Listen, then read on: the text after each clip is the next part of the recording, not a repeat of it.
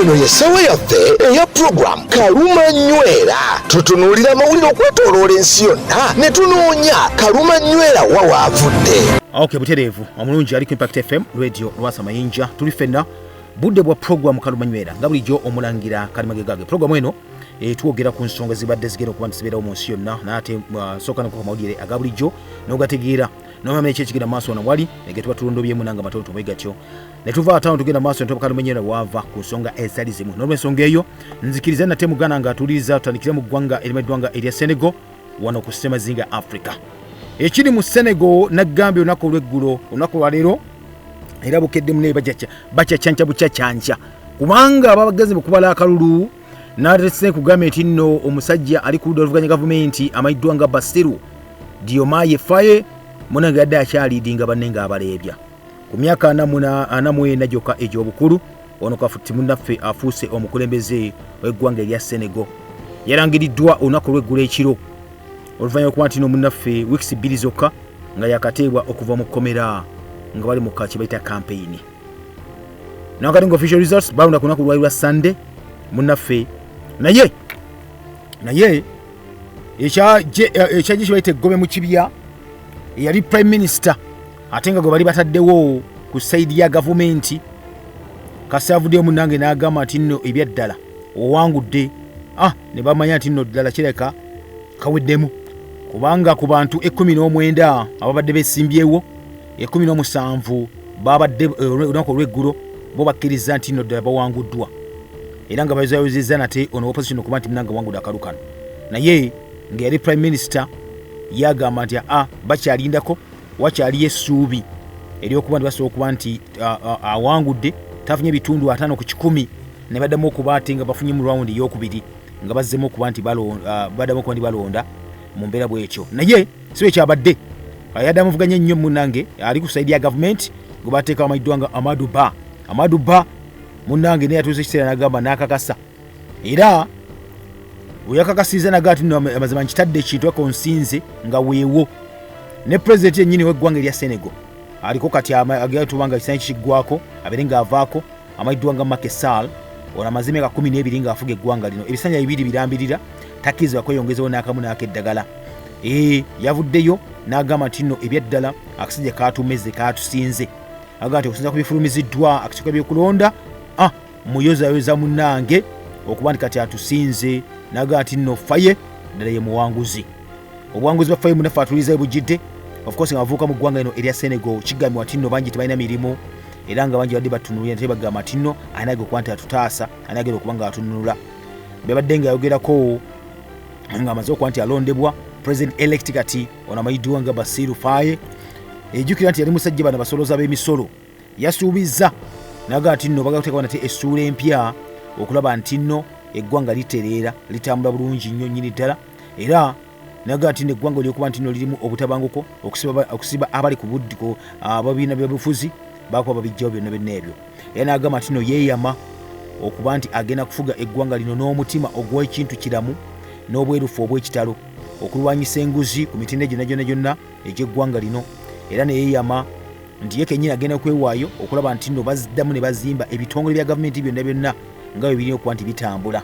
So omusajja bw'ati bwe yagambye ono Faye ejjukira n'agambye nti nno olwedda badde n'obuwagizi okuva eri eyali akulira oludda oluvuganya gavumenti mu ggwanga lino amanyiddwa nga Ousmane Sonko ono ye yali avuddeyo ng'agambye nti nno bajja kuba nti kye beetaaga kiri kimu kyokka kuba nti n'eggwanga lino lirina ebyobugagga biyitirivu nnyo naye bannansi tebabifunyeemu ne kampani eziri mu nsi eyo tezisima byabugagga ebyo baziwa bya kampani ngwira kati bagamba nti nekiba kita economic enslavement era munnaffe jjukira ono yennyini gwe twogerako Faye yazze okuba nti ali mu kifo kyani ekya Sonko olw'ensonga nti Sonko naggambye alina emisango gye bamuteekako egy'okukwata omuwala oba omukazi ng'ageze masaji pala ne bamugamba nti nno omusango nga bakusibye tokkirizibwa kwesimbawo ye n'ava ku baloti era naye munnange olwa special yayingitirira ennyingi ennyo jjukira nti president Macky Sall yayagala abeere ng'ayongezaayo okulonda kubeere mwezi guli ogwa Novemba ba December naye abantu ne bagaana ne beekalakaasa era abantu bana baafa akati ekyawaliriza nate ne bagenda mu kooti kooti eno etaputa emisango gy'okulonda negamba nti nno kituufu pulezidenti olina kwongerayo okulonda kubanga ekisango kyo kiggwako mu April, kitegeeza nti nno wekigwerako bwe kiti walina okuba nga aliwo pulezidenti nate omulonde alinde okuba nti atwala enkasi mu maaso nga gw'ogitadde bw'oti. Akati mu kwekalakasa okwo pressure yali impitirivu nnyo, nagamba nti ebisinga obungi n'emisango gyali atadde ku bantu bano gyali politically motivated, era kiyakola kwe kuba nti munnange ng'ennaku z'omwezi 14 14 Osman Sonko munange yateebwa olw'ensonga nti pulezidenti yavaayo n'alaba nti no pressure yali mpitirivu nnyo, ate munange agenda kuva kuba pulezidenti. So nassawo kye bayita political amnesty, ekisonyiwo eri abo bonna baasibibwa olw'ebyobufuzi. Akati olw'obutabanko obwaliwo bw'aba batadde munnange omusajja Sonko mwe yamuteera. Sonko olwategeera nti bagenda mutadde, abantu baamunona emmotoka olukanana n'emmotoka lwamunona ku kkomera muganda wange namuyisa mu kibuga nga yayaya omuntu namungi w'omuntu, era olwavayo n'agandako okuba nti akuba campaign ng'azikubira ani, azikubira ono Faye okuba nti nomunange amudira mu bigere. Kakati wetuddirira jjukira nti no bano bombiriri ono Faye wamu ne Sonko Osman bakwatibwa omwaka oguwedde, era nga mukwatibwa bennyini baali bavuddeyo nga beekalakaasa nga bagamba nti no baite baagala pulezidenti ono amayiddwa nga Sal abeere nga munnange akozesa olukujjukujju lwonna okukwata ku ssemateeka ng'ayagala kuba nti munnange yeetuusako ekisanja ekyokusatu, ate nga constitution egamba wabeerawo kibayita ebisanja bibiri byokka. Akati okwekalasa kuno kwavaako nate okulaba nti embeera ya Senegal ebyaddala yakyankalanira ddala, era ne wabaawo n'abaga okumaamula ku gavumenti. Akati ekumi abantu bakosa abantu battibwa bayitirivu nnyo nnyo ddala mu kwekalasa okwaliwo. So abantu basuka mu 100 bo ne bakwatibwa ne bateekebwa mu kkomera, era namba eno munnaffe atuuliriza Faye egeno yali musajja musoloza wa musolo mu kiseera ekyo yali tewali amumanyi n'akamu n'akeddagala, era bagenda omutegeera ng'akitegenda nno Sonko bamukutte bamusibye mu kkomera takirizibwa kuba ti yeesimbawo. Kati Sonko n'avaayo n'agamba nti no waliwo gwe mpanzeeko eddusu nate yoono amayiddwa nga Faye kolobatako okuba nti bamutegeerera ddala munnange atuuliriza gwe ali ku Impact FM radio Lwasa Mayinja. So twogerera omusajja wangu kati akalulu ako n'ebitundu 5 ku 10, ebitundu 5 ku 10, ekitegeeza nti nno abaze bagennyini tewali kibayita Iran, tewali kuddamu kulonda nate kalulu. So kati president elect wa Senegal amayiddwa nga Bassirou Diomaye Faye, era nga agenda nti yasuubizza bannansi agenda kuba nti munnange abafuga na buntu mu mbeera bw'etyo.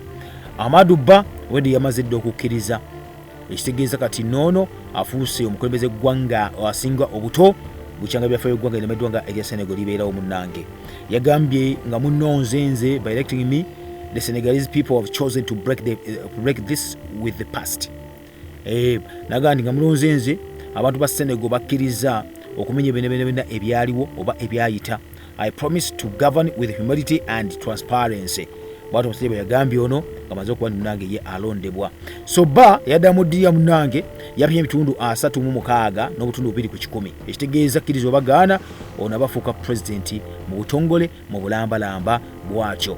Naye abamu bagamba nti nno of course kati nga keyayiseemu kkiriza oba gaana agenda okuba nti afuga eggwanga lino si ye wabula Sonko, Osman Sonko, kubanga yamuteeka munnange kyeyuganda kati muwoono, era bagabadde bamuwa kano gaga nno Sonko alagidde muwe Bassirou Faye akalulu, era ne bakamuyoolera mu nsi bw'ekyo. So tulinda buli nsonga munaffe ebinaba biri eyo ku sayidi eyo. Kale nkujjeyo nate nkuteeka mu ggwanga limeddwa nga eri abannaffe aba Russia muliki agali omuganda wange. Jjukira bano nno bade mu kiyongobero kyenagambako, era ku lunaku lwa Sande kwali kugira kungubaga mu nsi yonna emayiddwa nga eya Russia. Akati kigambibwa nti nno bano abakwata mmundu balumba, jjukira balumba ekizimbe hall mubakolera concert, abantu bali batudde basukka mu kakaaga kalambirira moneko okuba nti basasa kibayita amasasi ag'enjawulo.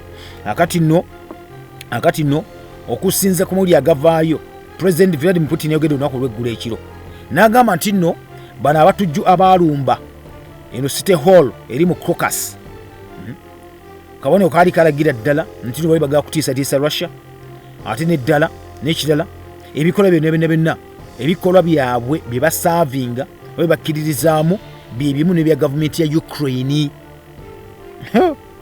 Jukira nti 37 baafa ku concert eyo bwe baali akawungezi k'olwokutaano abasajja bayingira basajja bana ne baleka okuba basasira amasasi mu bantu ate tebakoma ku ekyo ne bakuma n'omuliro mu kasolya ne kagwamu kakati enena bityo ibadde kati nno omusajja ono ng'ayogerako Putin olunaku olw'eggulo ekiro yagambye this atrocity may be only a link in a whole series of attempts by those who have been fighting our country since 2014 using the neo-Nazi Kiev regime as their hand. Nagamba nti nno bino ebikolwa ebyakoleddwa just kalandya katini nnyo akagatta oba akakulaga ekifaananyi kinene nnyo ekibadde kijja kibeerawo eri abo nabo abadde balwanisa ensi yaffe okuva mu 2014 nga bakozesa nate abakabbulu abali mu gavumenti ya Ukraine ng'omukono gwabwe ogw'ekyuma gwe bakozesa. Nagamba and the Nazis, as is well known, never hesitated to use the most dirty and humane means to achieve their goals. Nagamba ng'abanazi bamanyi tebalekeranga okukozesa mukono okukozesa ebikolwa ebyekko ennyo nnyini ddala okuba nti batuukiza munange ebigendererwa byabwe ate ebitali bya kintu. Bw'atyo Putin munewe yagambye akati nno akabinja kano jjukira akabatujju kavudde ne kagamba ati nno ko keyita ka Islamic State Khorasan. Kekavudde ne kagamba ati nno ke kagezi maaso ne katta abantu bano bonna. Kati eggwanga eri Amerika ne bannaffe omukago gw'amawanga amagatte European Union ogwa Bulaya guno bavuddeyo nabo ne bagamba nti nno ebyaddala Ukraine terina kyemanyi ku kulumbagana kuno okwabaddewo bannakola kye baakoze. So ne bagamba nti nno kano akabinja kabadde kakola emirimu gyago nga kakolera mu Afghanistan wamu ne Central Asia gyabaddeeyo. Akati bagamba nti nno byonna teweesiba ku Ukraine gwe Putin kyolina okuba nga okola kirala nnyo. Nejjukira nti nno amagye oba abasirikale ab'ebyokwerinda baza okuba nti bakwata abasajja abo abalina okuba nti banyigidde ebintu bino bagenda n'abalala 10 nga dazini z'abantu bali mu kkomera nga kubano kuliko 7 abagano bakolaganye na bali bennyini abagenda maso okuba munange basikula kibayita emmundu nga bamonji bakwatiddwa nga badduka mu ggwanga erya Russia nga ate beesogga eggwanga emeddwanga erya Ukraine. Akati nno bano baba identifyizenga abatajik okuva eri mu Tajikistan era nga bayita ba radical Islamists. Akati ekibuzo kiri nti nno Putin yabuuza ekibuuzo n'abugamba nti nno a question that needs answering is why the terrorists headed for Ukraine after carrying out the attack. Yagambye nti nno ekibuuzo buli omu kyali mu kuba nti yeebuuza tugamba Putin olunaku olw'eggulu kiri nti lwaki abatujju bano olwamaze okukola obulumbaganyi bonna boolekedde Ukraine. Nadamu n'agamba who was waiting for them there? Ani adde abalindirira eyo gye bali bagenda mu Ukraine?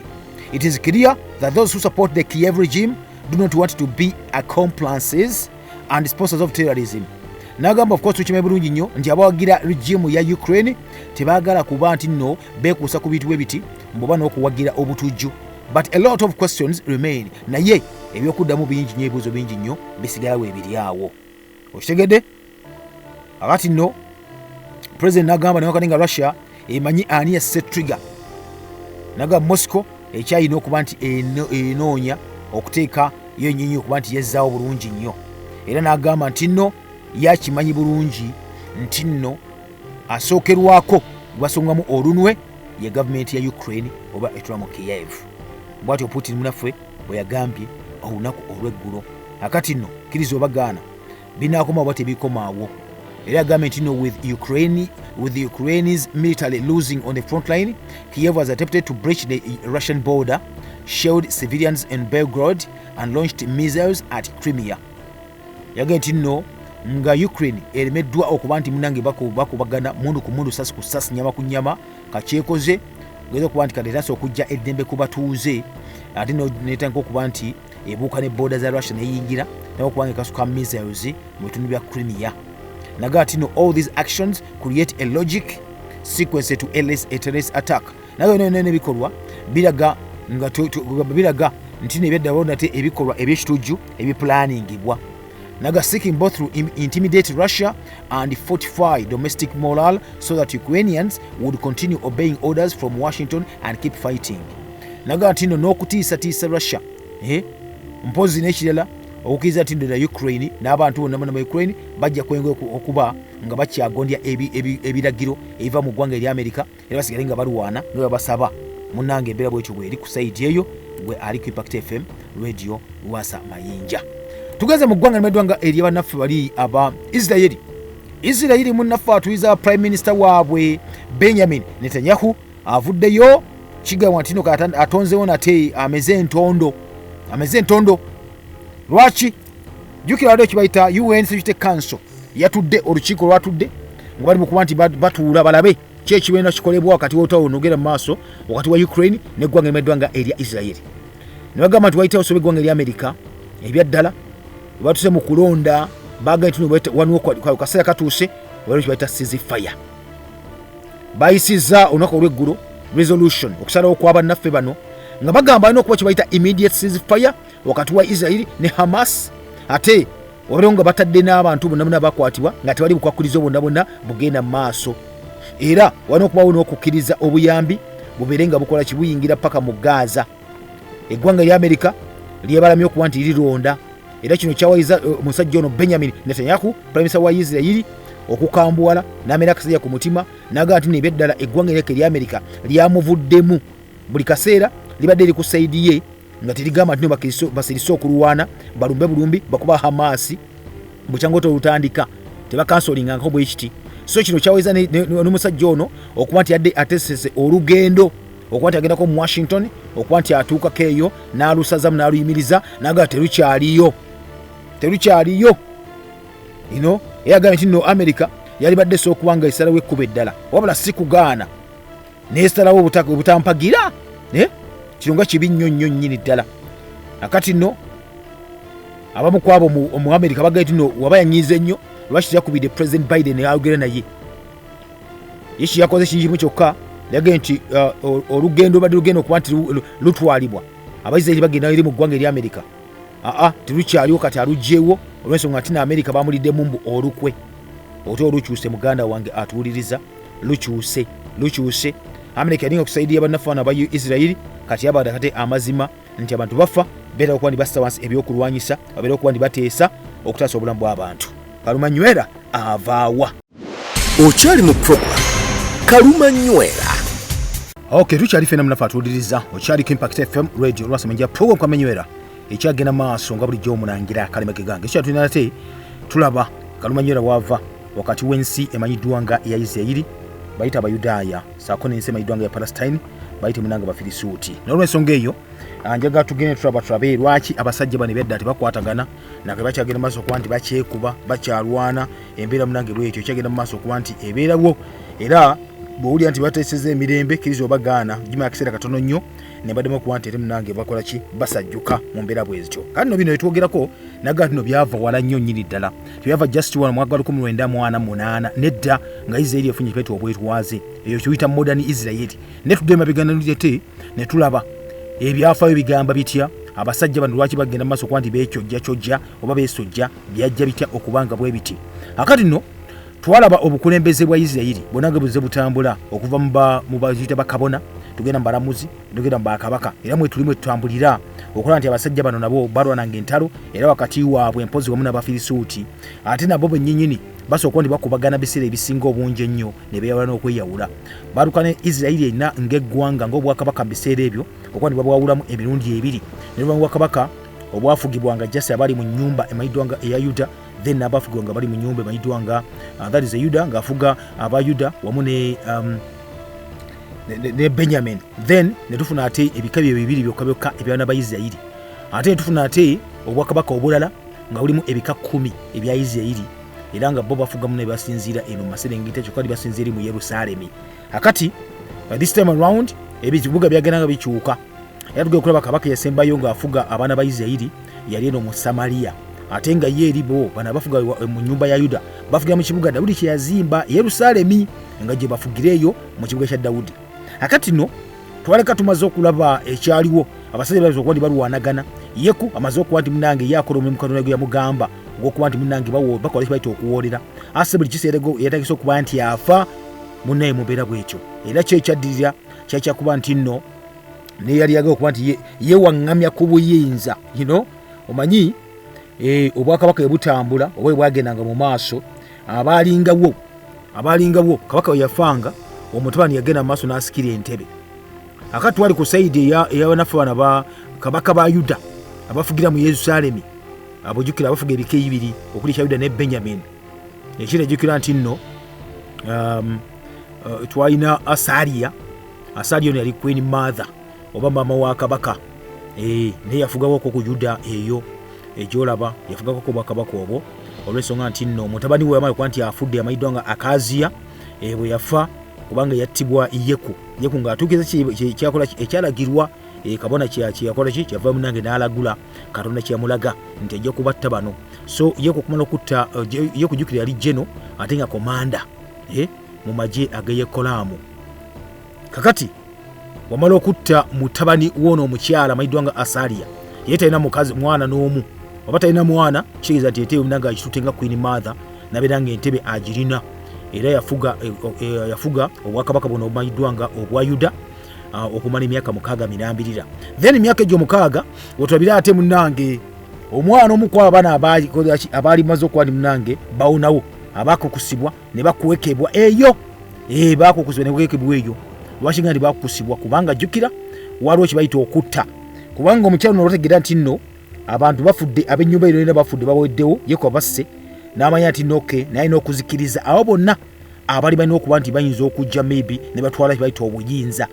Era ono Asaria gwe twogerako nnyina wa Akazia bwe yalaba ng'omwana we amaze okuba nti afa n'asituka n'azikiriza buli kizibu munange ezadde yonna eryali lya kabaka alimalewo ye munange abeere ng'atuula mu ntebe. Naye jjuke nagga nti nno Yekoseba muwala wa kabaka amayiddwa nga Yolamu mwanyina wa Akazia yatwala Yowasi mutani wa Akazia n'omulenzi we n'abajja munange mu baana ba kabaka abattibwa okitegere ye namubba era n'amukweka mune mu kisenge ekigamba nti nno kisulwamu eri mu yeekaalu. Era Asaria agenda okutta bano bonna ye teyamutta n'awona era n'abeera eyo omunafe ng'amukwese mu nnyumba ya Mukama Katonda n'amala emyaka 62 ng'ali eyo nga Asaria yafuga ensi eyo.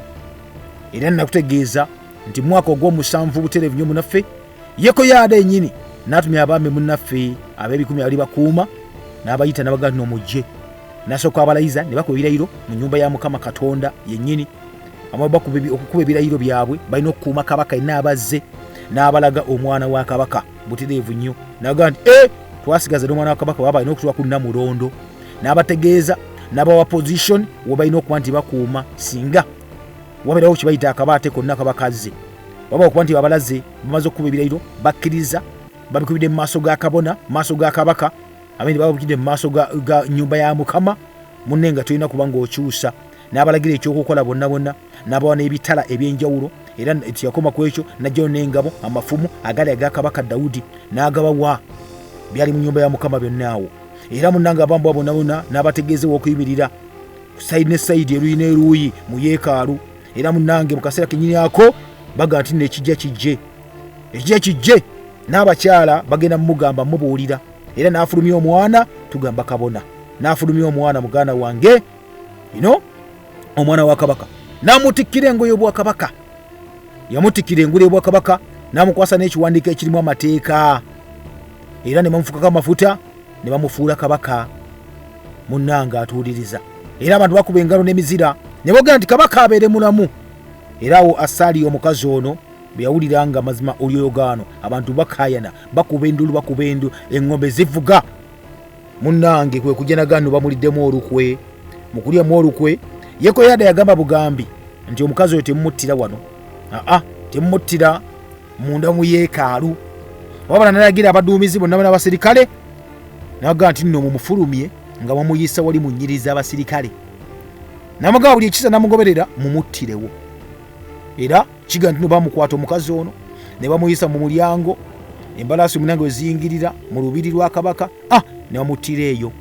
Era bamuttira eyo muganda ng'atuuliriza kitegeeza nti nno kati avuddewo balina okuba nti kabaka gwe balaze abantu ku myaka 7 gyennyini alina okuba nti afuga obwakabaka bwa Yuda.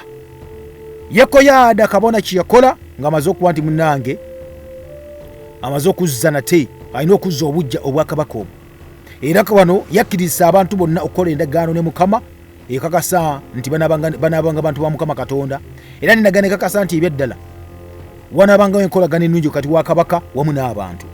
Era ebyaddala abantu bonna ab'omu nsi bakkiriza ne bagenda ne mu ssabo lya Bayaali ne balimenyamenya ebyoto byonna ne bifaana ebyali bisigaddemu ne bamenyamenyera ddala era ne kigambibwa nti batta ne Matani kabona wa Bayaali mu maaso g'ebyoto ebyo era gundi Yekoyaada munaffe kabona nassawo abaami ab'okunyumba ya Mukama abalina okuba nti batwala bute munaffe ebeera okuba nti ebeera abambowa bonna era bonna nga bazze bujja balina okuba nti bafuula ennyumba ya Mukama okuba nti yali y'amaanyi nnyo nnyini ddala era ng'omukuza alina okuba nti alabirira kabaka olubiri balina okuba nti balabirira bulungi nnyo nnyini ddala balaye nga mune terituukamu kantu konna era wano Yowasi yali awezezza emyaka 7 n'alaga okufuga ng'afuga obwakabaka obumanyiddwa nga obwa Yuda. Kabaka wa Yuda tumufunye emyaka 7 egy'obukulu era mu mwaka ogw'omusanvu munaffe ogwa Yeku kabaka wa Isirayiri munnaffe atuliza Yowasi n'alaga okuba nti afuga n'afugira Yuda okumala emyaka gyali 40 beddu era ng'afuga asinza mu Yerusaalemi mwali mu kibuga kya Dawudi era nga nennyina munnaffe Zebiya ow'e Beruseba naye yalingawo munnangaawo. Yowasi kigamba munnaffe yakola ebyali mu maaso ga Mukama Katonda ebirungi ennaku zonna.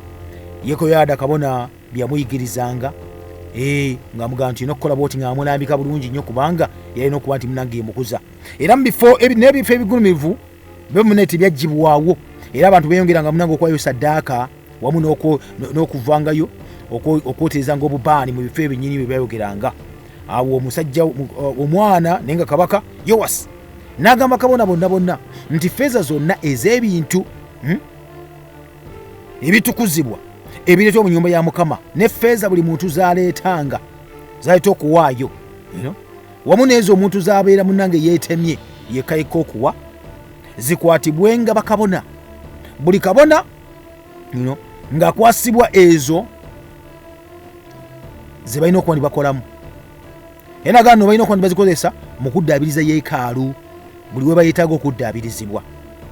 Naye muganda wange atuwuliriza omwana adde ekiragiro ekyo nga kabaka naye paka okutuusa mu mwaka gwa 20 nga kabaka bakabona bali munange tebanatwanga kuba tukuddaabiriza nnyumba ya Mukama. Ekiragiro kye nga balinga bakinyoomodde era kabaka Yowasi yakola n'ayita Yekoyaada kabona abasinga bonna ne bakabona bonna abalala n'abuuza nti nno kiki ddala ekibalobera okuddaabiriza ennyumba ya Mukama. Nagamba naye okuva kati temwongera kujja feeza ku bantu ne muzisigaza naye bwe muzijjangako nti abantu bajja kwa feeza muziweeyo zikozesebwe okuddaabiriza ennyumba ya Mukama. Abakabona bonna munaffe ne bakkiriza obutajja nate feeza ku bantu newankubadde okuzibanga ebituli ebyali ku nnyumba ya Mukama. Akati nno mu kaseera kennyini ako ng'amaze okuba nti ate oda emaze okuyita temukkirizibwa kukola kino temukkirizibwa kukola kiri. Yekoyaada kye yakola n'addira essanduuko ennene n'awummulamu ekituli mu kisaanikirira wano webuseeke kyakyo n'awummulamu ekituli n'agiteeka mu mabbali g'ekyoto ku luuyi olwa ddyo ng'oyingira mu nnyumba ya Mukama. Abo bakabona bonna abaakuumanga oluggi ne bateekanga mu feeza zonna ezaaleetebwanga mu nnyumba ya Mukama. Era walimu munaffe atuliza bwe balanga ddala sanduuko mulimu feeza nnyingi nnyo ziringa ezijjudde omuwandiisi wa kabaka ne kabona asinga obukulu ne bajja ne bazibala bulungi nnyo era bagenda ozibala ze basanze mu nnyumba ya Mukama ne bazitereka mu kisawo bulungi nnyo. Effeeza ezo ezaabalibwa zonna ne bazikwasa abalabira ennyumba ya Mukama ne basasula abazimbi ababazzi wamu n'abakola emirimu egy'enjawulo mu nnyumba ya Mukama Katonda. N'abazimbi bonna bali abamayinja n'abatema amayinja ago bonna n'okugula emiti wamu n'amayinja amabajja obulungi ennyo abaddaabiriza ennyumba ya Mukama Katonda ne bakikolayo batyo era ne basasulira ddala n'ebyonna ebyetaagisa ku mulimu ogwo. Naye ebikopo ebya feeza wampozi n'ebisaanikirako byonna sako mpozi n'ebbakuli sako amakondeere sako n'ebintu byonna ebya zaabu ebyo nga bya feeza ebikozesebwa mu nnyumba ya Mukama bemuneti byakozesebwa tebyakwatibwako byasigala awo. Era feeza zonna ezaaleetebwa mu nnyumba ya Mukama nezo zonna ezaaleetebwa zakozesebwa okusasula abakozi wamu n'okugula byonna ebyali bigenda okuba bikozesebwa mu kuddaabiriza ennyumba ya Mukama.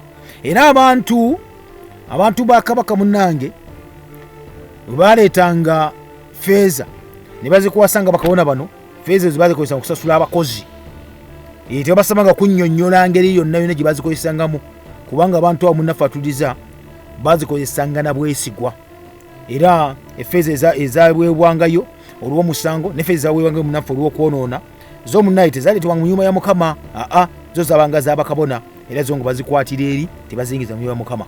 Awo munnaffe Kazakeeli oyo kabaka owa Busuuli najja n'alumba ekibuga Gaasi n'akiwangula n'akyukira ne Yerusaalemi okukirwanyisa. Awo nno okulumbaganyi buzzeemu. Yekoyakaazi kabaka wa Yuda n'addira ebintu byonna Yekosafaati ne Yekolaamu munnaffe wamu ne Akaziya bajjajja be bayite bassekabaka bano aba Yuda bye bawongeranga Mukama era n'ebyo yennyinnyini Yowaasi bye yali munanga awonze saako zaabu yenna eyasangibwa mu iggwanika lya nnyumba ya Mukama era ne mu lubiri lwa kabaka munnaffe ne bikwatibwa bulungi nnyo. Omusajja abikutte Yekowaasi agamba nti tebagenda kutulumbira munaye kubanga batutta, era kye yakola n'abikwata n'abiwereza Kazakeeli munaye kabaka w'e Busuuli alabekuba nti abalumba namugamba nno kiikyo oba bwawangudde dda ebyogagwe nena byebyo twala wano. Kazakeeli munnaffe atuliza kye yakola amaze okuba imutuukako n'alekayo okulumba Yerusaalemi era n'atamba n'agenda. Era muganda wange Yowaasi ono mwana abeera ng'afuga obwakabaka buno obwa Yuda mu mbeera bw'etyo nga yakyavu naye nga ate tebalina maanyi ebyo ne babitutte mu mbeera bwe bityo paka wetuukira okufa kwe.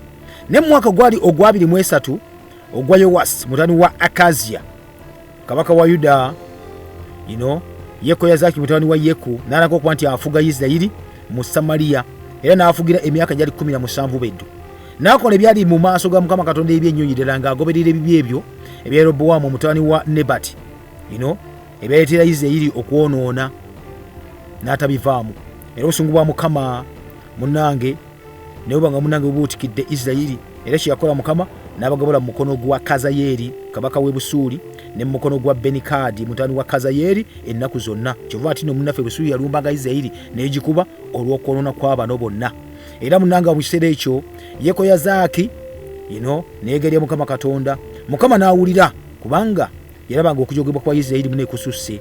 Era kabaka wa Busuuli munenga abajoga buli bwayagala alumba n'abakuba n'abajjako ebyo byonna byatwala kuso nabiranga ejoga lisussizza nnyo.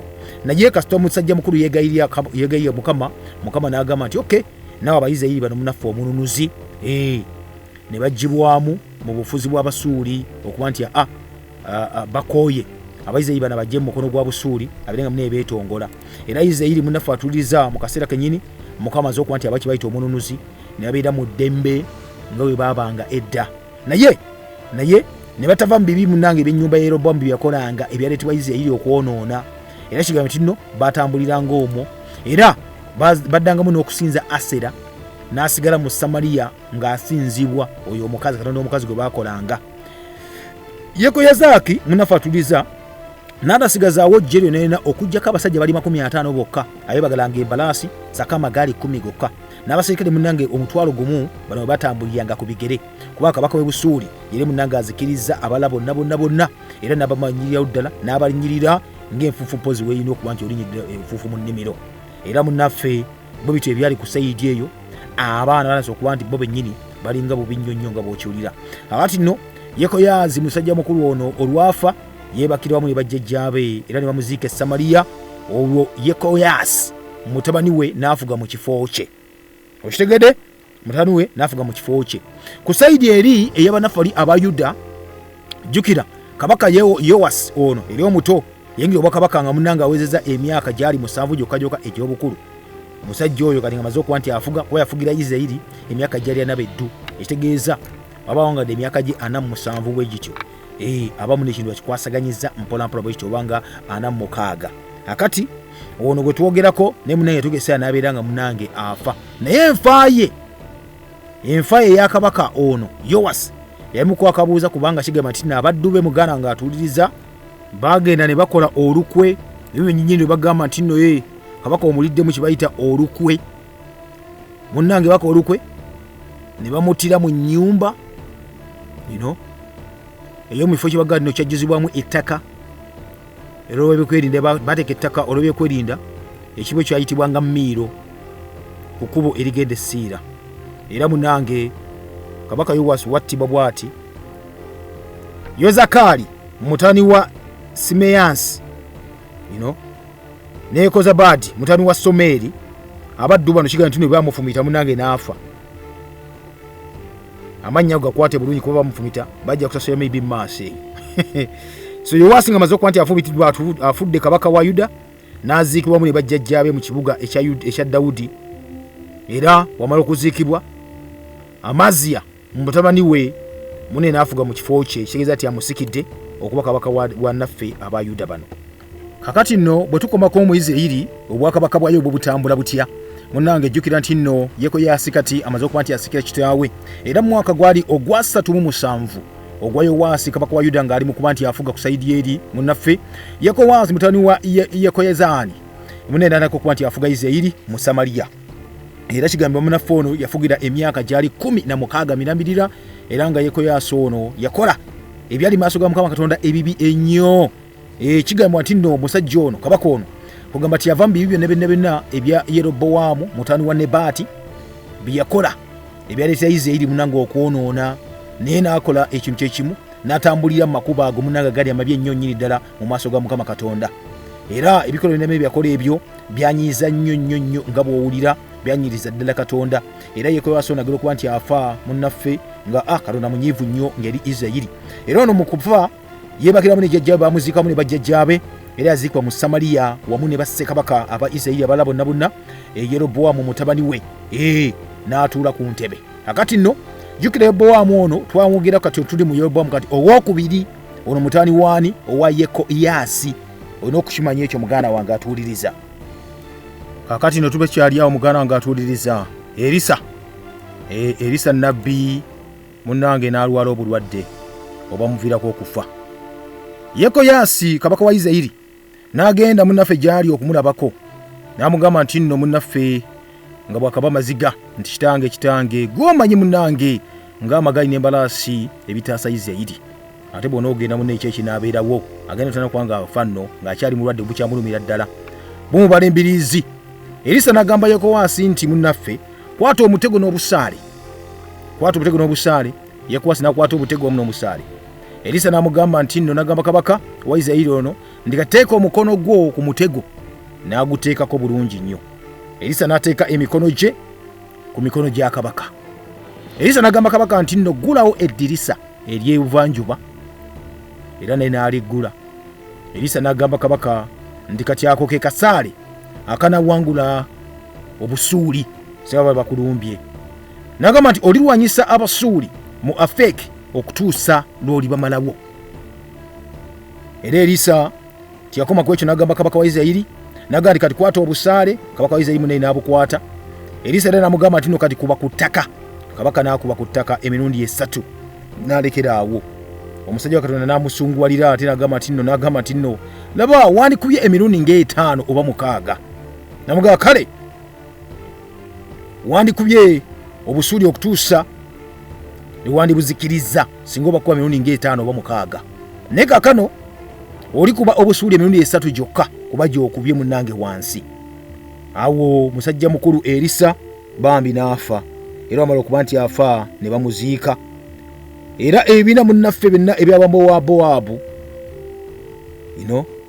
wamala okuba bategedde Erisa amaze okuba nti afa enjawukana zazo okuba nzijjawo munnange ebibiina by'Abamowaabu kye byakola ne bizindanga munnange ensi omwaka nga gutandika.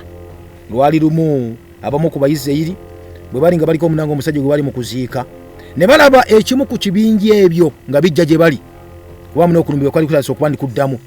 Era munnange balaba ekibinya nga kizze tebalina abuddukiro bonna banafu nnyo nnyini ddala mune ne basuula omulambo mu ntaana y'Erisa. Bali kumpi awo baga kuziika omusajja ekibinja ekyajja munnange ekigenda okuba kibamalawo ne batya nnyo ne badduka ne basuula omulambo. Omulambo gusuula gwagwa mu ntaana y'Erisa. Omulambo gw'omusajja kigambibwa nti nno olwakona ku magumba g'Erisa bapa ng'omusajja n'alamuka n'ayimirira ku magulu ge. Olidde munnange ekyaliwaawo. Akati Kazakeeli kabaka wa Busuuli jukira yali amaze okuba nti yamaze okukola ki okulaba nti alabyewo okulumba era n'ajogera nga Isirayiri emirembe gyonna ng'agijoga bujoozi ejja Yekoyakaazi.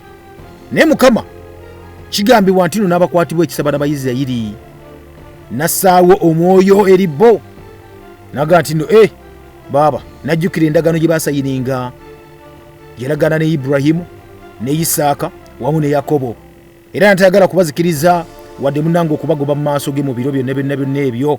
Era awo Kazakeeli kabaka w'Obusuuli munnaffe atuwuliriza, laba Katonda waddiramu n'ajjukira abaana ba Isirayiri, laba kabaka n'afa. Olwo Benikadi mutabani we n'afuga mu kifo kye n'abeera ng'akikwasaganyizza nga kabaka wa Busuuli, ne teyakomawo ngeno okuba ng'agenda mu maaso okubangira afufuggaza abaana ba Isirayiri.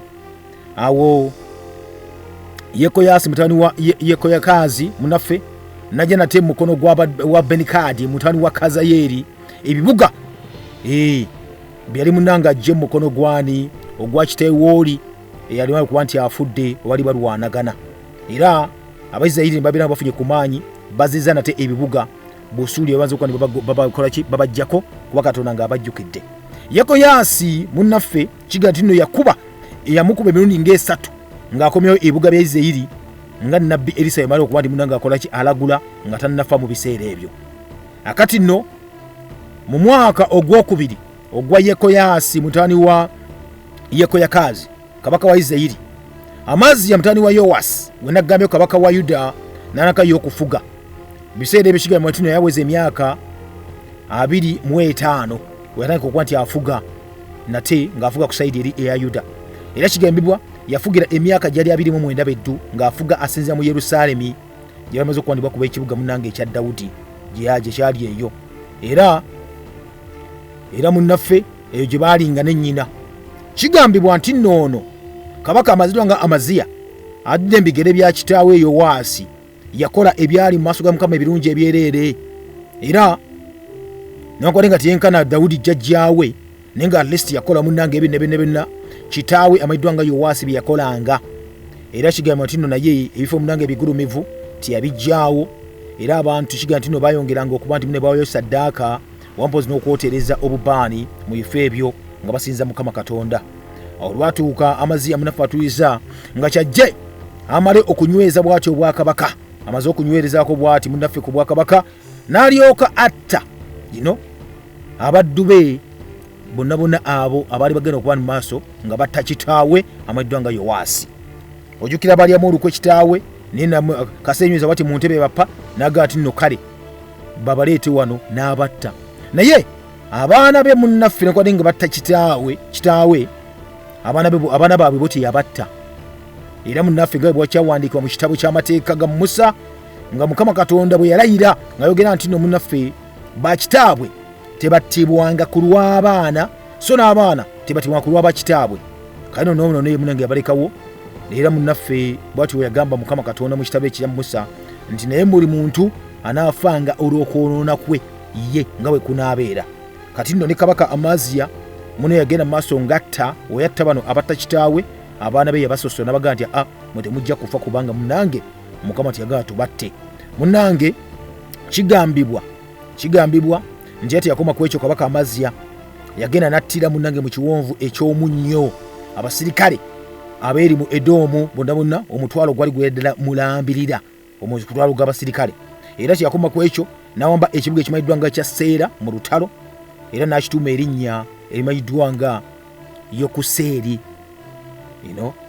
Era erinnya eryo yakituuma Yokuseeri n'olunaku lwaleero erinnya eryo kiyitibwa ekibuga ekyo.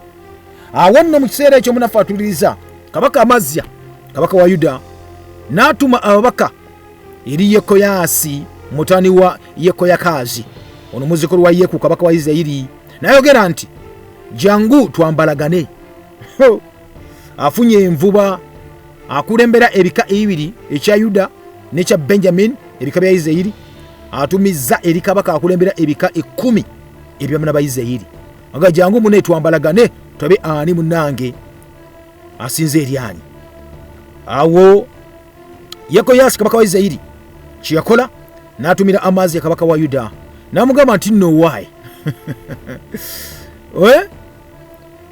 omwenyango ogwali mu Lebanoni gwatumira omuvule ogwali mu Lebanoni nga gwogera nti muwala wo mwe mutabani wange amuwase.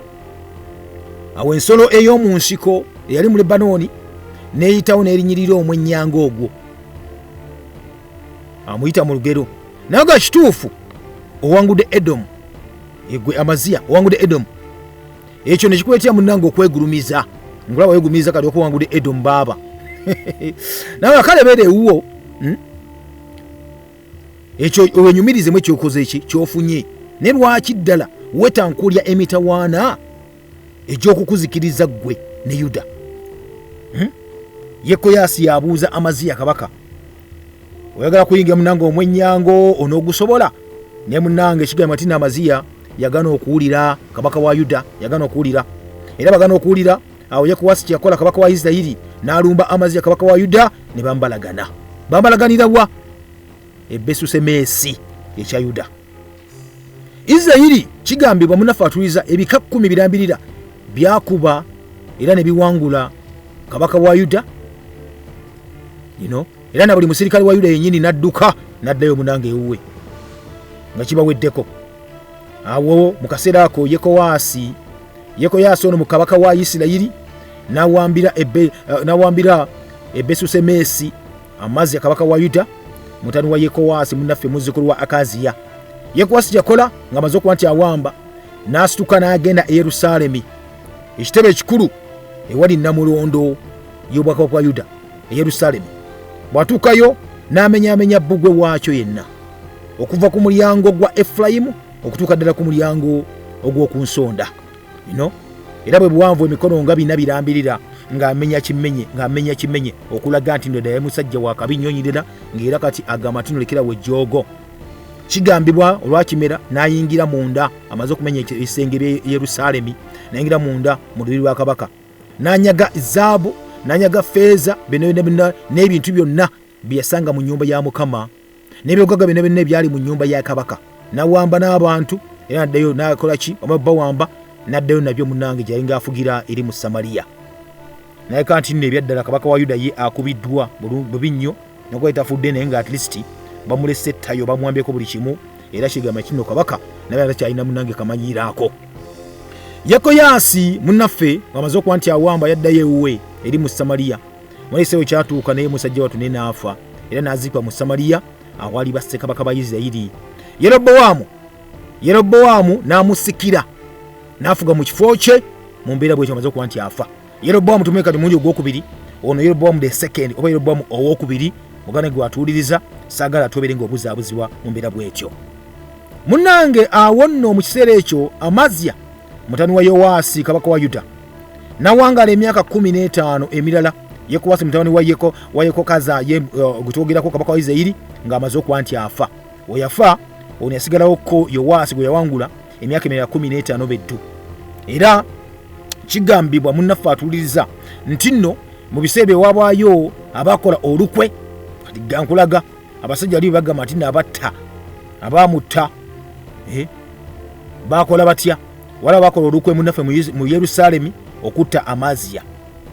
Ngire batta kitaawe, ojjuka ekitaawe Yowaasi ng'egye baamuttamu. Ate Amaziya kigambibwa yawa mu lukwe olwo n'addukira mu kibuga eky'e Lakiisi. Naye waddukira eyo ne baweereza abantu okumulondoola e Lakiisi eyo, era munne batuukayo ne bamuttirayo. Olwamutya omusajja wattu, omulambo gwe ne bagukomezawo ku mbalaasi, era ne baguziikamu ne bajjajjaabe e Yerusaalemi mu kibuga kya Dawudi. Abantu bonna aba Yuda ne batwala Azaliya eyali munnange awezezza emyaka 16 beddu, ne bamufuula kabaka mu kifo kya kitaawe amayiddwa nga Amaziya.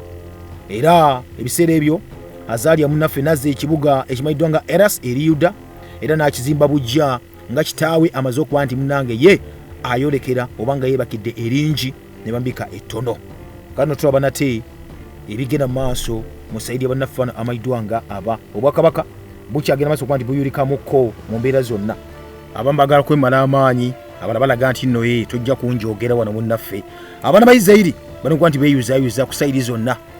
Neera munnange ekirungi kibalina kiri kimu kyokka nti Katonda akyabaddiramu, neera ng'obwakabaka tolina kuba butereera. Bakyagenda maaso okuba nti munnange beyuzayuza oba birumaluma ng'obwana bw'enjala. Hakati Yeroboamu owokubiri ye asikidde kale entebe y'obwakabaka okuba kabaka wa Isirayiri. Era mu mwaka ogw'e15 ogwa Amaziya mutani wa Yowaasi nga ye kabaka wa Yuda, Yeroboamu atandika munange okuba nti afuga. Okuba nti afuga dda mu bikadde bya kitaawe, afuga obwakabaka wa Isirayiri. Era nga atandika afuga obwakabaka bwe butuddewa bakubye wali embuga yaabwe mu Samaliya we bali awo. Era kiga nti yafugibwa emyaka gyali 41, emyaka emingi bwe gityo. Era kigamba munaffe ono Yeroboamu owokubiri yakola munange ebibi byali biyitirivu nnyo mu maaso ga Mukama Katonda. Ng'era Yeroboamu yasooka mutani wa Nebati munne mulirwavu omwo yakola munange ebyaleetera Isirayiri okwonoona mu maaso ga Mukama Katonda. Kigambibwa nti nno ono Yeroboamu owokubiri muganda wange kabaka wa Isirayiri yalina bye yakola naye, kubanga ebbanga lemako bbanga ppanvu nnyo ddala, emyaka 41 kiriza obagaana oba olina byokoze.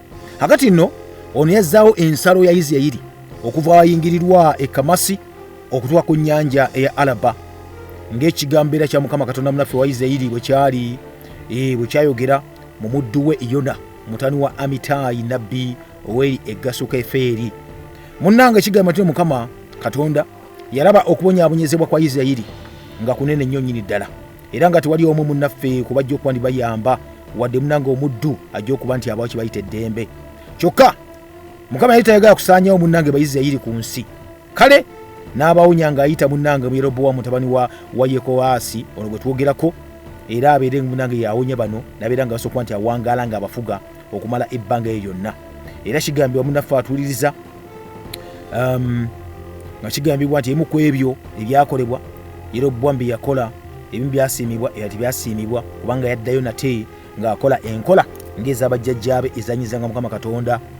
Katonda kasamunyizanga ye ng'akugabula mu mukono gw'abalabe nga bakuba ng'okiwuyamuko okusaidi eyo. So Yeroboamu musajja mukulu ono yamala okuba nti afudde we yafa, yeebakira munnange eringi ne bamubikka munnange ettono ne bamuziika ne bajjajjaabe. Bamuziika ku bajjajjaabe eri oba bayite bassekabaka ba Isirayiri. Zekaliya omutabani we naye n'agamba nti no kale ekyo nange nakikwata munnange, n'amusikira nabeera ng'afuuse kabaka wa Isirayiri ng'afuga mu kifo kye mu mbeera bw'etyo mu kiseera ekyo munnange gw'atuwuliriza. Era muganda wange mu mwaka ogwa 27 ogwa Yeroboamu owokubiri kabaka wa Isirayiri, Azaliya mutabani wa Amaziya kabaka wa Yuda n'atandika ye naye okufuga. Yali awezezza emyaka 16 era ng'okuba nti afugira wena gambi wali, era yafugira emyaka gyali 52 miyitirivu nnyo bw'ekityo mu Yerusaalemi. Era nennyini yaliyo nnyo munnaffe atuwuliriza. Kigambibwa nti ono yakola munange ebyali ebirungi mu maaso ga Mukama Katonda nga ebya kitaawe Amaziya bwe yakolanga mpozi ne bajjajjaabe. Era ne bakwata yajjawo bifubire ebigulumivu munnaffe bye basinzizangako n'okuweerangayo ssaddaaka. Era kiga tino Mukama Katonda awo mu biseera ebyo mune n'alwaza kabaka ebigenge. Kabaka n'agenge wala okutuusa ku lunaku munange lwe yafiirako olw'ebigenge munnange, era nga yabeera mu nnyumba ey'eyekayeka nga bamwawudde. Era mutabani we amayiddwa nga Yosamu n'abeera nga mune mu lubiri nga yalamula ku lwa kabaka, kubanga tasobola kulaba abantu munnange olw'ebigenge byamaze okuba nti afuna mu kaseera kennyini. Era kigambibwa nti nno Azaliya olwamala munnange olumbe lwamala nemuteeka ku ttaka n'afa, era munaye neebakira eringi naye ne bamuteekako ettono. Era bamuziika wamu ne bajjajjaabe mune mu kibuga ekya Dawudi. Kati nno omutabani yalinga akutte enkasi, yalinga agenda maaso okuba nti munnange yalamula, era kituufu n'abeera nga yagenda okulamulira ddala Yosamu, n'abeera nga kimunanga akikuttemu n'afuuka kabaka wa bannaffe aba Yuda, n'abeera nga asikidde kitaawe amanyiddwa nga Azaliya.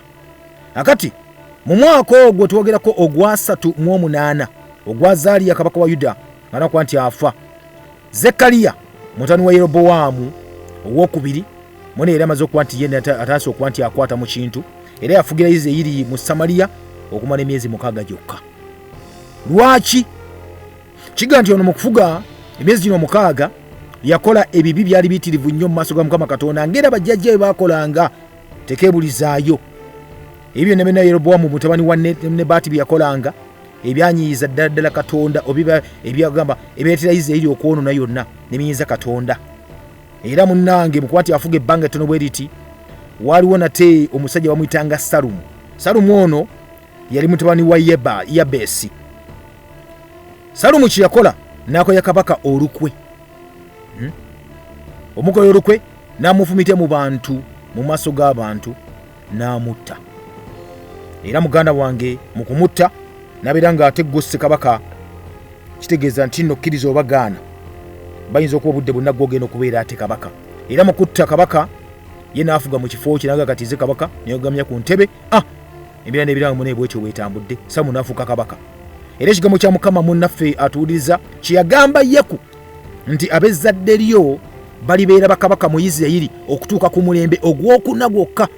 Bwe kityo ne kituukirira muganda wange nga oyo asaaniziddwawo eyali ow'omulembe ogwokuna mu lusendo lwamanyiddwa nga olwa Yeku bwe munanga ali ku Impact FM radio lwasa mayinja. Kale ki ekyaddirira munnaffe? Obunnabbi butuukirira. Buli kimu kigambo kya planningibwa. Wetwebuuliza Kaluma Nywera avaawa. Tankirawo nate omuli ogunaddako nga bulijjo buli butumalako bokka bokka, naye nga bulijjo nkwebaza okuba ni mwangu bali mwiza mulungi ddala nga bulijjo omulangira Kalemege gange. Mube bulungi, mweraba.